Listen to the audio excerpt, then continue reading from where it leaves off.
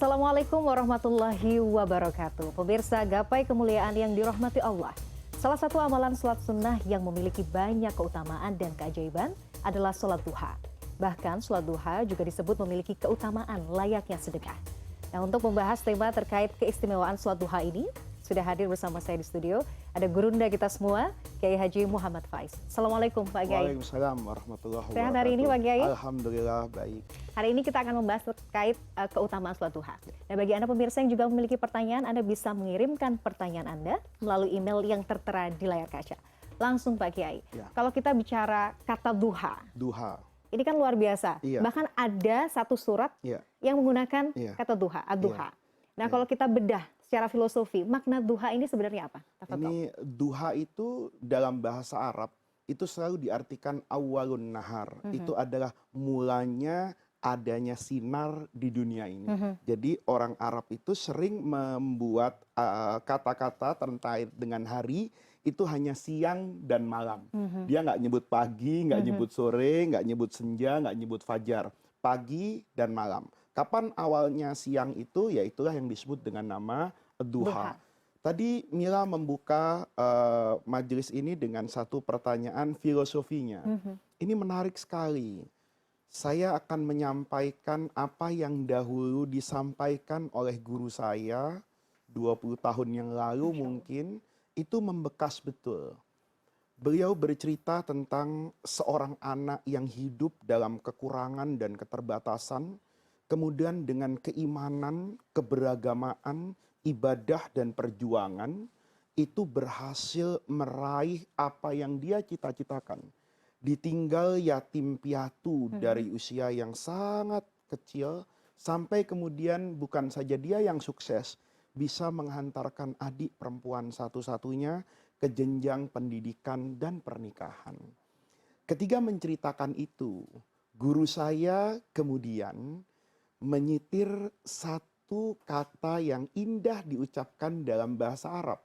Kata guru saya, innal laila mahmayatul, malam itu sepanjang apapun, falabuddalahu min fajrin jadid, akan lahir, akan timbul fajar yang baru. Sinar matahari terbit membawa kehangatan dan harapan. Ketika matahari terbit membawa harapan, itu biasanya terjadi di waktu yang disebut dengan kata-kata duha. Di waktu subuh, matahari itu ada, tetapi sinarnya tidak cukup untuk menerangi kita. Di siang hari, matahari itu bersinar dengan terang, tetap terik sekali, tapi panas. Bahkan konon katanya membuat kulit kita hitam. Tetapi ada sinar matahari yang sangat terang. Dia tidak memberi rasa panas, tapi kehangatan, menyehatkan, itu terjadi di waktu duha. Guru saya kemudian mengatakan duha itu seolah harapan, memberi rasa optimisme kepada semua orang yang telah melewati panjangnya malam untuk kemudian berusaha mendapatkan apa yang dia harapkan di waktu malam tadi. Itu yang pertama. Kemudian guru saya yang lain itu bercerita tentang tafsir. Ketika surah bercerita tentang surah Ad-Duha, beliau menyampaikan bahwa dalam ilmu tafsir, dalam ilmu Al-Quran, surah Ad-Duha ini dinyatakan sebagai surah yang ke-11 turunnya. Di sana ada surah Al-Alaq, kita hafal semua itu Iqra, kemudian Al-Qalam, Nun, Wal-Qalam, kemudian Al-Muzammil, kemudian Al-Mudassir, kemudian Al-Fatihah, kemudian Al-Masad, kemudian setelah itu At-Takwir, Idza Syamsu Kuwirat, kemudian Al-A'la, kemudian Al-Laili, kemudian Al-Fajr. Wal Fajri walayalin ashrin. Nah, setelah surah Al-Fajr ini, kata guru saya, cukup lama wahyu itu tidak turun kepada Rasulullah. Sehingga kalau bahasa sekarang nih, boleh jadi Nabi itu dibully sama orang-orang di Mekah. Karena Quran itu mengagumkan buat orang Mekah. Bagaimana tidak satu huruf Al-Quran, satu huruf Arab, ketika menjadi bagian dari ayat Al-Quran itu menjadi indah. Contohnya Wahyu yang kedua tadi nun. Ya. Hanya nun Nun. saja, tapi memberi getaran di dalam hati. Qaf, Shad, itu memberikan getaran di dalam hati. Maka kemudian mereka setelah surah Al-Fajr tadi turun, cukup lama ini. Ada yang mengatakan 3 bulan, ada yang mengatakan 3 tahun, 3 minggu, tidak turun wahyu ini. Maka dibully Rasulullah tuh. Oh, segitu saja ilmumu Muhammad. Atau bahkan Muhammad sekarang sudah ditinggal sama Tuhannya. Nggak ada lagi yang bisa membantu dia. Maka Rasulullah Shallallahu Alaihi Wasallam itu juga sebagai manusia ada rasa galau dan kesedihan. Kemana wahyu, kemana cahaya Allah yang akan menjadi harapan dan optimisme Nabi dalam berdakwah. Maka kemudian turun surah Ad-Duha. Menarik kalau kita lihat susunan dan rangkaian ayatnya. Wad-duha, demi masa waktu duha. Saat matahari mulai meninggi, sinarnya cukup terang, memberi kehangatan dan menyehatkan. Di situ kemudian Allah sambung, walaili idza saja, dan malam apabila menyelimuti bumi. Ini kan lawannya dari siang. Siang itu terang, biasanya menenteramkan dan tidak menakutkan. Malam itu semakin gelap, semakin sunyi, semakin mencekam, semakin menakutkan buat rata-rata manusia. Maka kata Allah, kalau malam itu sedang menyelimuti bumi dengan gelapnya, mawadda'aka rabbuka wa ma qala. Itu bukan berarti Tuhan meninggalkanmu, apalagi membencimu. Di sini guru saya itu memberi nasihat lebih mungkin dari 30 tahun yang lalu yang tidak pernah saya lupakan sampai hari ini. Bahwa hidup itu seperti malam dan duha. Ada gelap.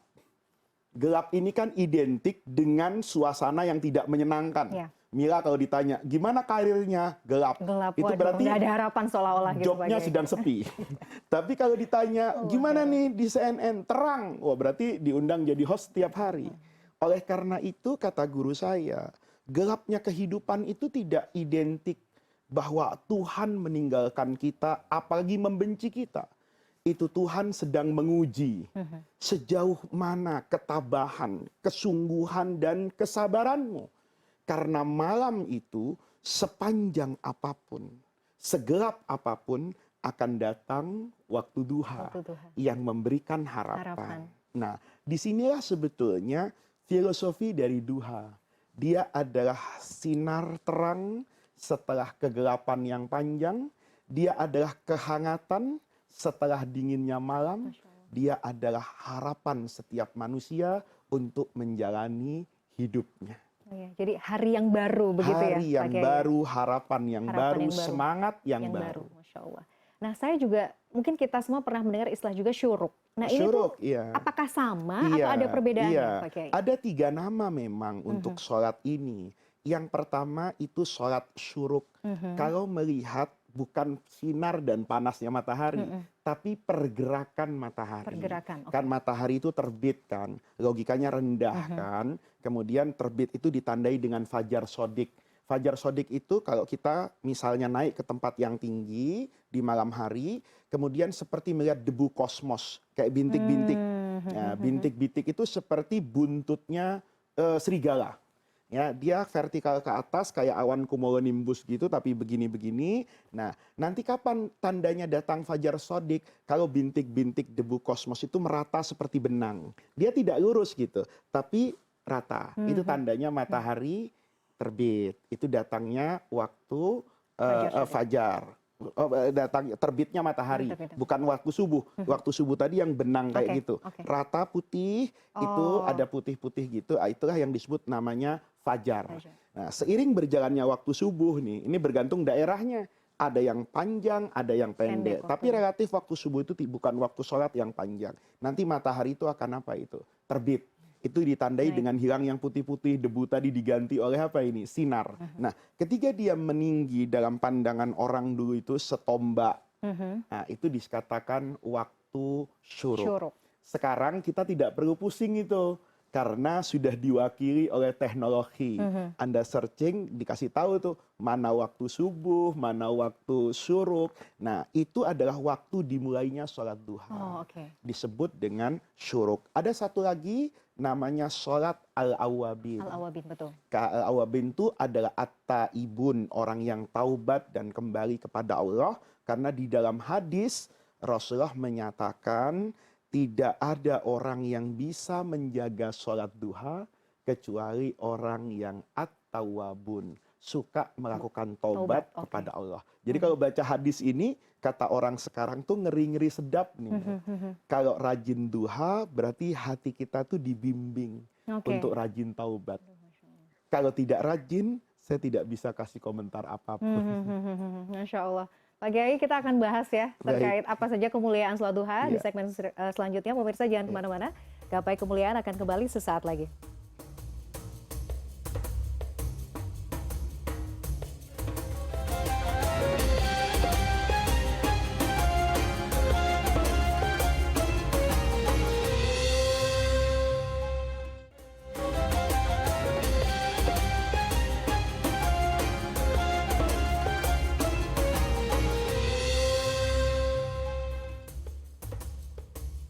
Ya pemirsa, terima kasih Anda masih menyaksikan Gapai Kemuliaan dalam episode keutamaan sholat duha. Pak Kiai, kita lanjutkan.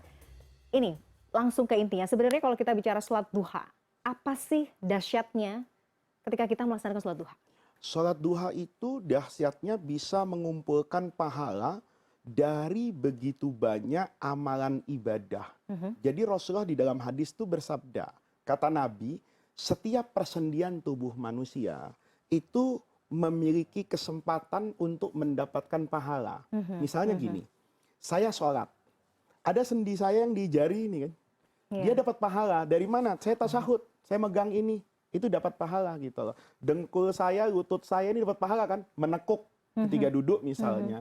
Kemudian pinggang saya, itu dapat pahala kan ketika saya ruku. Nah, ini kata Rasulullah, semua persendian manusia, ketika dia melakukan ibadah, maka pahalanya itu diperinci sama Allah loh.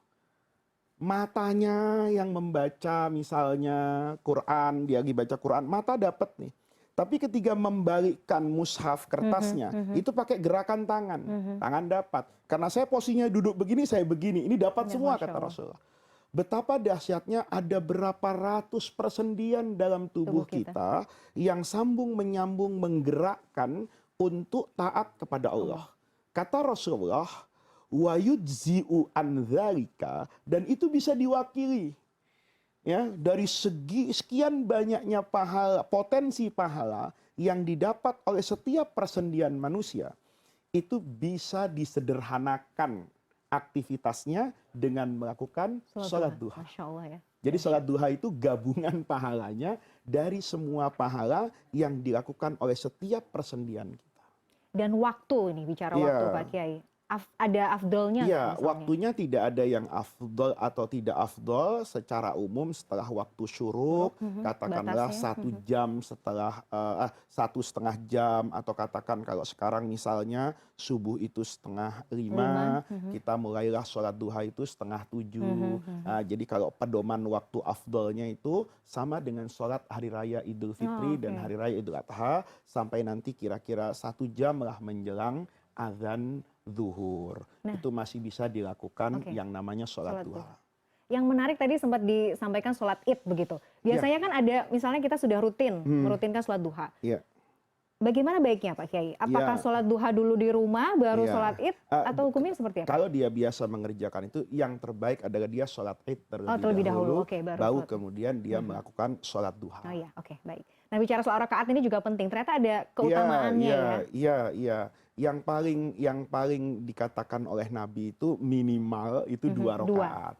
Yang rata-rata itu 4 rakaat, 8 rakaat. Batasan yang terbanyak yang pernah dilakukan itu adalah 12.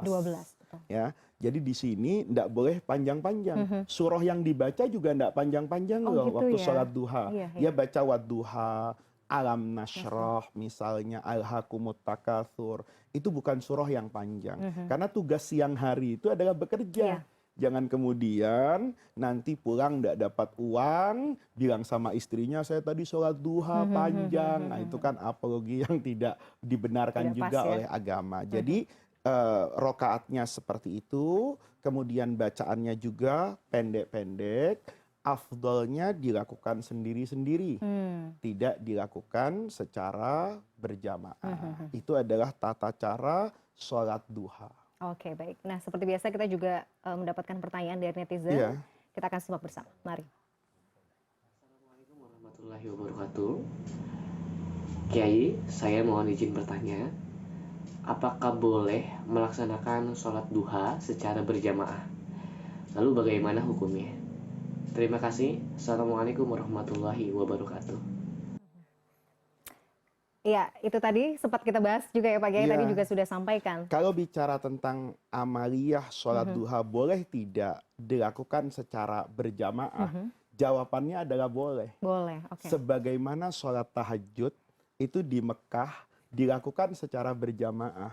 Sekalipun Rasulullah Shallallahu Alaihi Wasallam itu tidak membiasakan sholat duha secara berjamaah. Sebagaimana juga sholat tahajud malam kan. Dibiasa oleh Nabi dilakukan sendiri atau minimal dengan pasangannya, dengan istrinya, atau Nabi pernah sholat malam ada Sayyidina Ibni Abbas karena itu adalah ponakan dari itu adalah sepupu Rasulullah, kemudian juga itu adalah bagian dari keponakan salah seorang istri Nabi. Jadi kalau dikatakan boleh, ya boleh. Boleh. Sebagaimana saya sholat berjamaah ketiga tahajud, sebagaimana saya sholat taraweh, itu boleh dilakukan sendiri-sendiri dan berjamaah. Hanya saja pada sholat duha itu kondisinya yang berbeda-beda.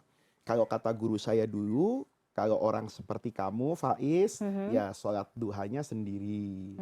Tapi kalau ingin melakukan pendidikan, misalnya anak SD, yang mereka boleh jadi kalau sholat sendiri-sendiri, misalnya tumak ninahnya hilang, cepat-cepat ingin kurang fokus, maka dilakukanlah secara berjamaah. Hal-hal yang seperti ini, para pemirsa, itu tidak perlu kita perdebatkan secara panjang lebar. Dan juga tidak perlu mengatakan, karena Nabi tidak pernah sholat duha secara berjamaah, maka tidak perlulah kita berjamaah. Karena boleh jadi di masa Rasulullah tidak ada kebutuhan untuk melakukan sholat itu secara berjamaah. Mungkin hari ini ada kebutuhan kita untuk melakukan itu dalam kerangka pendidikan kepada anak dan generasi muda misalnya.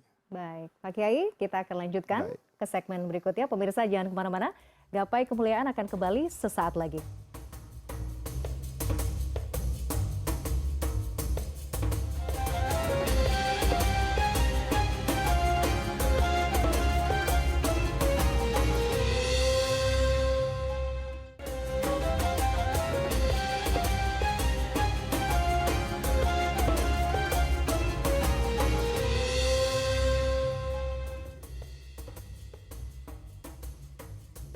Ya pemirsa, terima kasih Anda masih menyaksikan Gapai Kemuliaan dalam episode keutamaan sholat duha.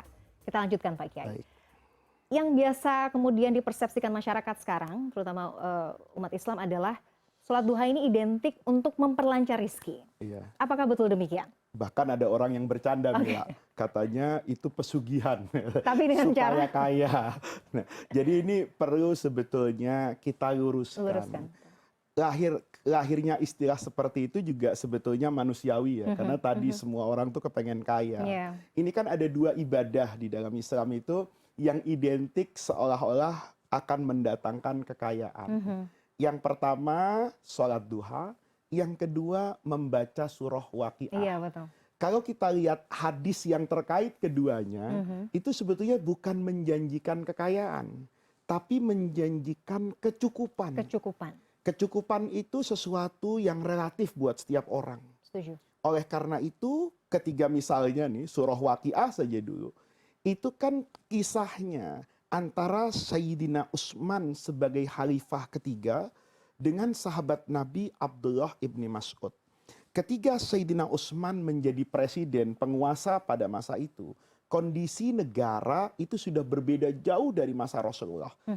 APBN-nya itu strukturnya kalau kata Menteri Keuangannya sudah besar, lebar. Sehingga Sayyidina Utsman itu mulai berpikir sahabat-sahabat Nabi yang berjuang, berjasa dari awal, memberikan kontribusi kepada agama, kepada umat, saatnya lah sekarang kita membalas budi mereka.